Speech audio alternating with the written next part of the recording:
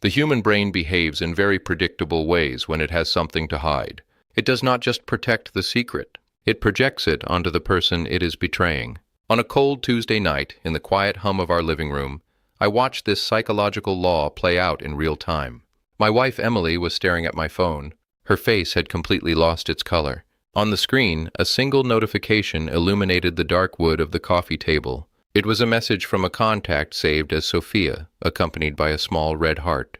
To anyone else, it looked like a smoking gun. "Delete her," Emily said.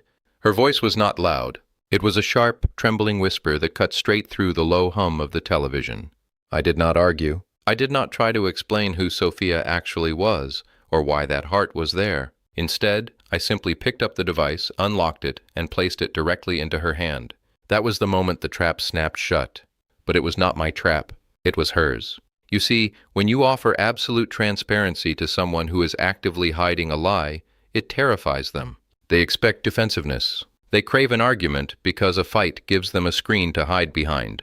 But I gave her nothing but the truth. Emily took the phone, her fingers shaking slightly as she swiped through my messages. She scrolled past family photo threads, hospital updates, and old birthday planning chats.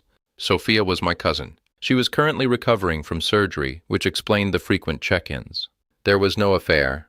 There was no second life. The room fell into an incredibly heavy, suffocating silence. Emily slowly lowered the phone, her eyes darting around the floor as if looking for an escape route. "You could have just told me," she muttered, trying to regain her footing.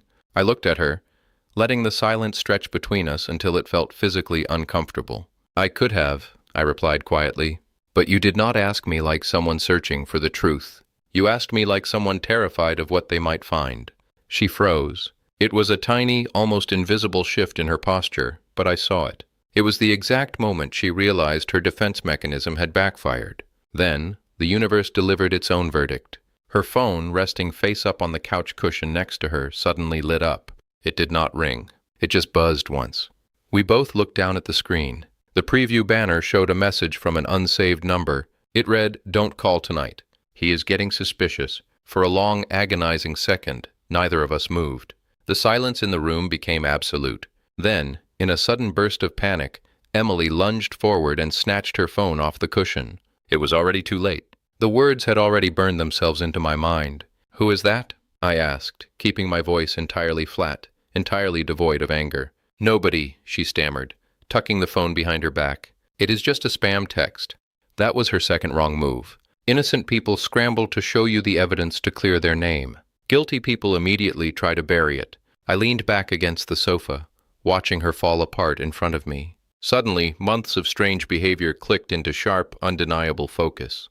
The late-night showers, the way she kept her phone screen perpetually tilted away from my line of sight, the subtle, cold distance that had slowly crept into our bed over the last half-year. She had not accused me because she actually suspected me. She had accused me because her own guilt was eating her alive, and she needed me to be the monster so she could feel clean.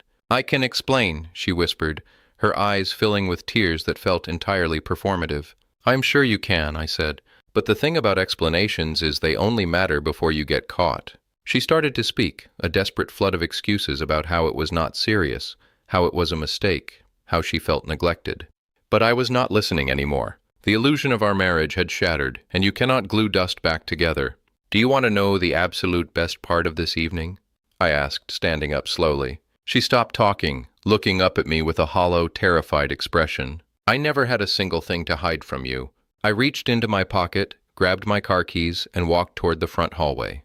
"Where are you going?" she cried out, her voice cracking as she followed me. I paused at the front door, looking back at her one last time. "To find a life where a ringing phone does not feel like a threat," I said. I pulled the door shut behind me, the cold night air hitting my face like a clean slate. She wanted me to delete a name from my contacts. In the end, she managed to delete herself from my entire life.